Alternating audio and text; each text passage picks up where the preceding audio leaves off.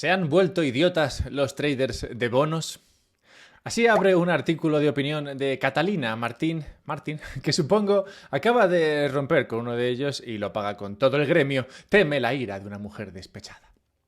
No obstante, luego da buenas razones para justificar su comentario, razones que apuntan a lo que está pasando en el mercado de bonos americano, el mercado más grande e importante del planeta Tierra. Explica que se supone que el mercado de tipos de interés es donde están los verdaderos cerebros. Por este mercado se refiere al mercado en el que operan los bonistas, ¿no? Los que operan con bonos.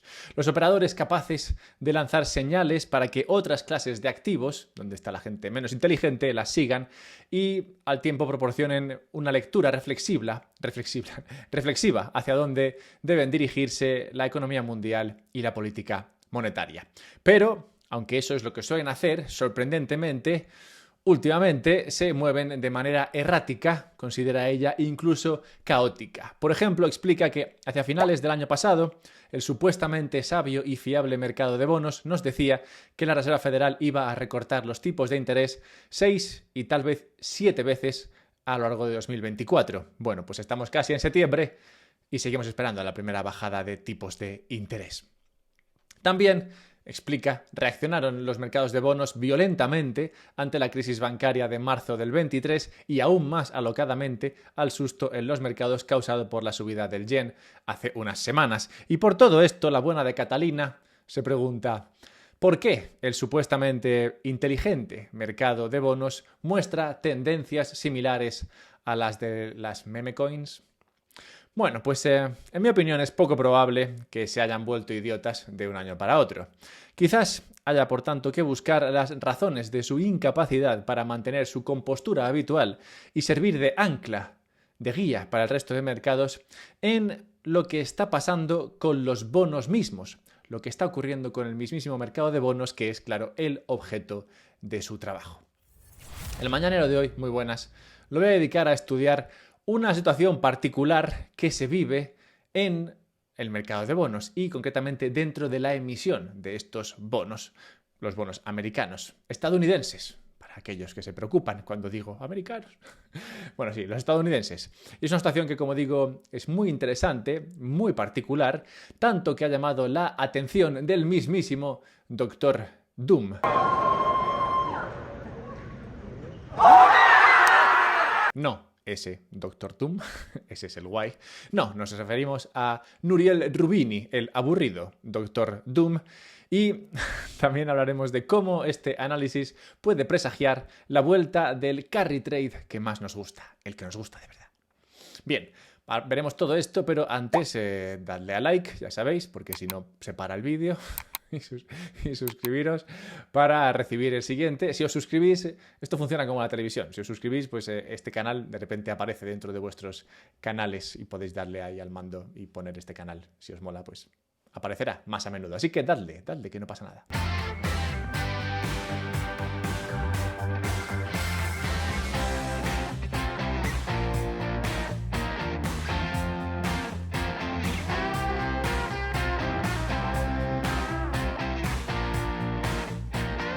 Nouriel Roubini es conocido como Dr. Doom porque suele ser bastante pesimista con todo. La verdad es que no es el típico tío con el que te irás a tomar una cerveza, la verdad, debe ser bastante coñazo. Creo que saltó a la fama siendo pesimista también antes de la crisis de 2008. Y es que es lo bueno de ser pesimista. Al final, si tú eres pesimista siempre, pues alguna vez serás pesimista y con razón. Como buen cortarrollos, también ha sido históricamente muy negativo con Bitcoin. I said it's the mother of all bubbles and is also the biggest bubble in human history. If you compare it to, say, the Mississippi bubble or the tech bubble or Tulipmania. The bubble. Así lleva desde 2018. Bueno, pero hoy nos viene bien recuperar al doctor, porque acaba de publicar un paper en el que explica el cambio sufrido por el mercado de bonos americano. Es un cambio que podría explicar la situación que Catalina denunciaba, y por eso me parece que viene muy al caso. Bien, el mercado de bonos americano consiste de todos los bonos que emite Estados Unidos a diferentes vencimientos, ¿vale? Es como que, imagínate un menú, como el menú del McDonald's, bueno, pues tienen diferentes cosas. Tienen desde pues, las McRibs, al Happy Meal, al Big Mac, bueno, pues tienen bonos desde 3 meses hasta los 30 años. Todo eso es lo que te ofrece el Tesoro americano en cuestión de bonos. Históricamente, el porcentaje de bonos a corto plazo que emite el Tesoro americano se mantiene entre un 15 y un 20% del total. ¿Por qué? Bueno, pues porque el Tesoro americano, que es el que se encarga de conseguir el dinero para que el gobierno americano funcione, trata de endeudarse de la mejor forma posible. Y claro, es mejor siempre tener deuda a largo plazo, pues la deuda a largo plazo te da más visibilidad sobre lo que va a venir después. Ya sabes lo que vas a tener que pagar de intereses. Y por tanto, ya sabes lo que van a ser tus gastos futuros y por esto normalmente tienden a tratar de endeudarse a mayor largo plazo porque así pues eso les da cierta visibilidad. Además, Estados Unidos puede hacer esto, cosa que otros países pues a veces no pueden. Los países fiscalmente regulares, los países así flojos, digamos, no pueden muchas veces endeudarse a 30 años, porque nadie compraría un bono de según qué país a 30 años, porque diría, mira, a 30 años estos tíos han desaparecido, mi bono no me lo devuelven y no les prestarías dinero a tanto tiempo. Así que muchas veces se mira la duración de los vencimientos de los bonos para ver cómo de serio es un país. Si tú ves un país que tiene un montón de deuda a corto plazo, no sé, el 90% a corto plazo a 1 o 2 años y solamente el 10% a 10 años, pues dices, vale, este país claramente no es demasiado serio porque si no la gente le prestaría a más largo plazo. Bien, entonces esto es una medida de la seriedad de un país y por eso en Estados Unidos, que es un país bastante serio, normalmente tienen un porcentaje de bonos a corto plazo que está entre el 15 y el 20% y el resto son a más largo plazo, 5, 10, 20, 30 años. Sobre todo 10 y 30 años. Bien, por esto también es lógico pensar que los bonos a corto plazo son más fáciles de colocar, más fáciles de vender, que te los van a comprar más fácilmente que los bonos a largo plazo.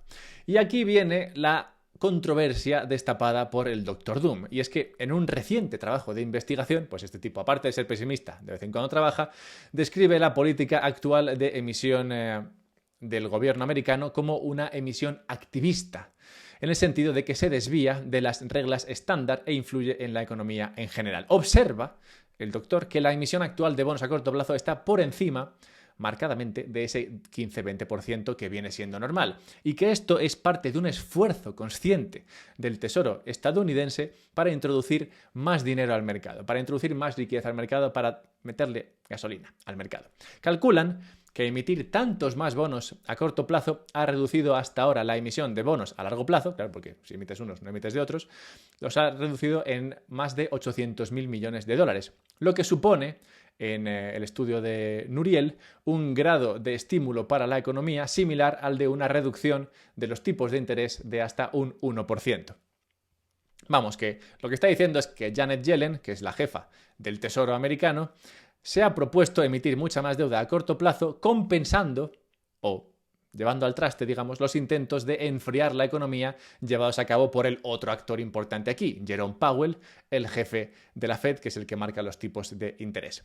Bien, ¿y qué impacto habría tenido esta política? Hacer claramente el dinero fluir mucho más fácilmente que si esta política no se hubiese llevado a cabo. ¿Y por qué o cómo consigue esta política hacer el crédito o hacer la liquidez fluir? Bueno, pues la clave, o una de las claves aquí, es que los bonos a largo plazo, esos bonos a 30 años, son más arriesgados para el que los compra, pues implican pues eso, una inversión a 30 años, mucho más arriesgados que los bonos a corto plazo. Así que si tienes bonos a largo plazo, eso te resta mucho más capital del que puedes invertir. Así que si ahora los inversores tienen muchos más bonos a corto que bonos a largo, por el mero hecho de que solamente les vendes en el menú del McDonald's, solamente hay bonos a corto plazo, pues el hecho de que todos estos inversores tengan más deuda a corto plazo les hace tener más dinero disponible para comprar otros activos de riesgo como acciones y demás, pues los requisitos de capital a los que tienen que hacer frente son menores.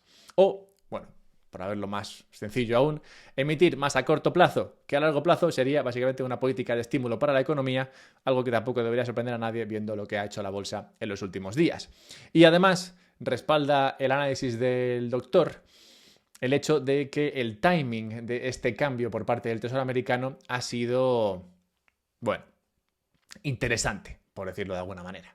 And my explanation was that last summer when 10-year Treasury went to 5% because suddenly the bond vigilantes globally woke up and realized that our deficits are large and unsustainable, Treasury got kind of nervous about it. Lo que denuncia el doctor aquí es que cuando el Tesoro vio que el coste de la deuda, el coste de sus bonos, se les iba de las manos, esos intereses le subían por encima del 5%, pues dijeron, vale, vamos a vender más bonos a corto plazo, que son más fáciles de vender, en lugar de esos a largo plazo, que son más complicadillos.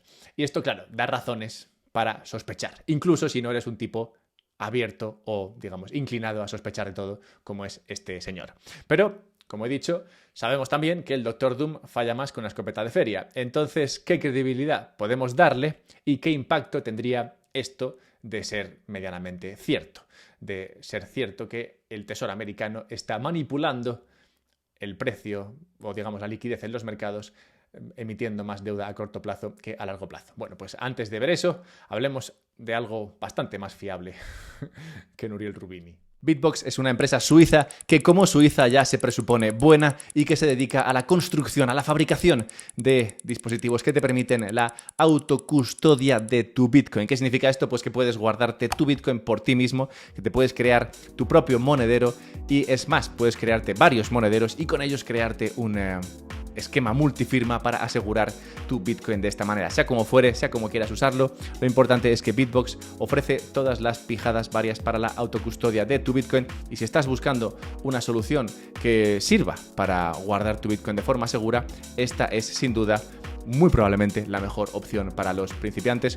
No he conocido a nadie que haya tenido un problema instalándose una Bitbox y dedicándola a la autocustodia de su Bitcoin, así que no creo que tú seas el primero, pero bueno, si lo es, me puedes escribir y también puedes usar el código UPSB para comprarte una Bitbox y otras pijadas varias que, como digo, te pueden ayudar en la autocustodia de tu ahorro. Y toda ayuda es poca cuando se trata de ahorrar por nuestros hijos. Así que nada, échale un vistazo. Este análisis del Dr. Doom ha causado sensación en los mercados. Igual no te has enterado. Bueno, es posible que no veas las mismas cosas que veo yo, pero sí, ha causado sensación. Está todo el mundo hablando de esto. De hecho, Janet Yellen, que se supone que se dedica a otras cosas o no está para estas cosas, pues incluso Janet Yellen se ha bajado ahí al barro a defenderse de los comentarios de Nouriel Roubini, diciendo que el Tesoro no está en ningún momento intentando relajar las condiciones financieras. Dice, puedo asegurarles al 100%, decía Janet, que no existe tal estrategia. Nunca, jamás hemos hablado de nada parecido. Esto fue lo que dijo, lo cual me hace preguntarme, pues, ¿de qué narices habláis? O sea, si no habláis de estas cosas, cuando os juntáis ahí a hablar de vuestras movidas, ¿de qué habláis? O sea, ¿para qué vais a trabajar? Bueno, el caso es que ha dado mucho que hablar. Y Janet Yellen se ha defendido y medios como Bloomberg explican que el gobierno estadounidense al final está haciendo lo que haría cualquier otro emisor de bonos o cualquier otro prestatario, cualquier otro que se financia con la emisión de deuda. Haciendo básicamente, pues aprovechándose básicamente del tipo de interés para emitir más o menos en función de cómo estén. Y así dice, si los tipos de interés están muy altos, pues deciden emitir menos deuda para esperar a ver si se abarata la deuda y luego puedo emitir más deuda más barata. Algo que sería lógico, o sea, si los tipos están altos, claro, porque alto es muy relativo, pues bueno, me espero a ver si puedo vender deuda más abajo y así me sale más barata. Esto es lógico, pero también es arriesgado, pues quién sabe si mañana esos tipos de interés estarán más altos o más bajos. Y como dice Nouriel, pues tampoco es el trabajo del Tesoro americano el dedicarse aquí a hacer trading de tipos de interés. Y también argumentan desde Bloomberg que tampoco es tan raro ver el porcentaje de deuda a corto plazo por encima del 20% del total, porque ha pasado otras veces. Es verdad, ha pasado otras veces, pero casi es más preocupante que esto haya pasado, pues como bien apunta Roubini. Treasury traditionally issues more of the short-term bills when there is a recession, a financial crisis, a liquidity shock, an episode like COVID, or other types of turmoil like a severe recession. That's normal and that happens. But we live in a time in which there is no financial crisis. De hecho, es que podemos ver aquí, digamos, respaldando lo que dice Roubini, podemos ver que el Tesoro de Estados Unidos se lanza a emitir más deuda a corto plazo cuando la cosa se pone muy fea. Concretamente en 2001, ya sabéis lo que pasó en 2001, concretamente en 2008, ya sabemos lo que pasó en 2008, 2020, pero también ahora, que dices, ahora ¿por qué te pones a emitir deuda a corto plazo? O sea, algo ciertamente no debe estar del todo bien, porque, a ver, que se sepa, no estamos en mitad de ninguna crisis financiera global. O sea, no estamos en un 2020 pandémico, no estamos en un 2008 bancos quebrando, no estamos en un 2001 después de la .com y Torres Gemelas volando. O sea, no estamos en ningún punto de esos, ¿no? O sea, todo apunta a que estamos bastante bien, entre comillas, ¿no? Entonces, ¿por qué emitir tanta deuda a corto plazo? ¿Por qué parece que existe cierto temor por la capacidad crediticia de Estados Unidos? Porque claro, cuando Estados Unidos teme por su capacidad crediticia, o más bien teme que los que compran bonos no le van a comprar sus bonos, es decir, teme por su propia capacidad crediticia, pues es cuando decide emitir la deuda a corto plazo, que es más fácil de colocar. Entonces, si realmente ahora no hay ninguna crisis, ¿por qué teme por su capacidad crediticia? Todo esto, claro, me lleva a pensar que los traders de bonos, ese mercado de gente inteligente que explicaba Catalina, pues quizás no se haya vuelto idiota de un día para otro, sino que lo que está ocurriendo es que están tratando de averiguar qué narices está pasando realmente. Porque, claro, si tú ves esa emisión de bonos a corto plazo, pues podrías pensar, hostia, estamos en una crisis. Porque si no, ¿por qué el gobierno americano se dedica a vender estos bonos así de fácil colocación? ¿O es que acaso no estamos en una crisis, sino que lo que pasa es que el Tesoro simplemente ha decidido cambiar su forma de actuar por otra forma de actuar, que sería, oye, legítimo, ¿no? Oye, que he decidido que ya no voy a emitir tanto a largo, sino que voy a emitir más a corto, pues podría ser. Pero que también podría ser que ese cambio en la forma de emitir sea lo que desemboque la crisis que precisamente se está tratando de evitar. O sea que es un poco raro la situación ahora mismo en los mercados y por esto es probable que dentro del mercado de bonos haya cierta volatilidad y caos, haya esos movimientos erráticos que sorprendían tanto a nuestra amiga Catalina, simplemente porque es que no está del todo claro qué narices está ocurriendo ahí. Y viendo esto, lo que probablemente más nos interesa de toda esta movida es que los momentos en los que se emite más deuda a corto plazo, momentos como el actual, en los que Estados Unidos emite más deuda a corto plazo que a largo plazo, bueno, que es lo que suele hacer, pues suelen marcar periodos de debilidad del dólar. Un dólar que, calculado contra una cesta, el dólar conocido como el DXY, que es dólar contra una cesta de 5 otras divisas, euro, yen, libra, franco suizo. Bueno, el dólar contra una serie de divisas está cerca de 100, un nivel al que se ha ido acercando poco a poco, desde máximos por encima del 110, y un nivel que de romper, pues confirmaría efectivamente esa tendencia bajista del dólar. Una tendencia bajista del dólar que, como he dicho, suele acompañar a esos momentos en los que Estados Unidos decide emitir más deuda a corto plazo. Y me viene muy bien esto de que le pase esto al dólar y de que el dólar pueda estar entrando en esa tendencia bajista, porque llevamos ya semanas, o sea, ya tenéis que ser unos jodidos masters en el tema de los carry trades. Pues hemos hablado de carry trades de todo tipo. Hemos hablado de carry trades de Japón, es el que más hemos hablado. Ayer hablamos del carry trade de Suiza, que también se produce. Podríamos hablar incluso del euro. También tengo algo preparado, creo, sobre eso. Pero vamos, que ya sabéis, sois expertos en el tema del carry trade, que son, ya sabéis, operaciones de endeudamiento en un mercado para comprar en otro. Me endeudo aquí, compro allá, ¿vale? Es un carry trade. Bueno, pues hablando de carry trades o sabiendo esto y viendo lo que está pasando con el dólar, pues el padre de los carry trades es el dólar.